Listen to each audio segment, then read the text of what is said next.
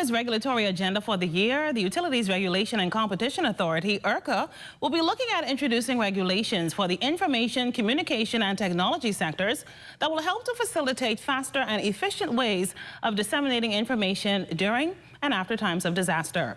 Director of Electronic Communications Carlton Smith says U.R.C.A is hoping that with the I.C.T for Disaster Management project, its intervention can foster network resilience and recoverability.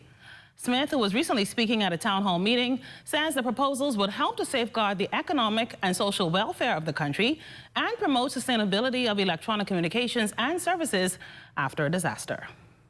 I.C.T systems enable disaster managers to forecast disasters in preparation for an impending disaster, to disseminate information and warning messages to you, the consumers, and to coordinate rescue and evacuation tasks and coordinate recovery efforts after a disaster.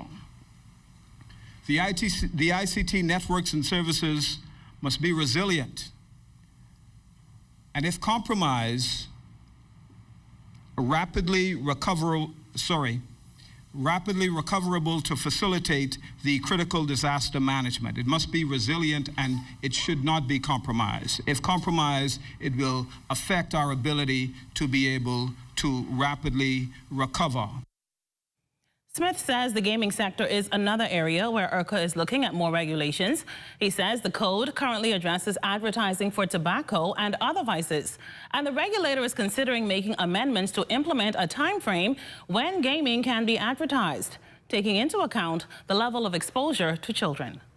All of these ads that are potential vices for individuals can potentially be exposed to children, underage children.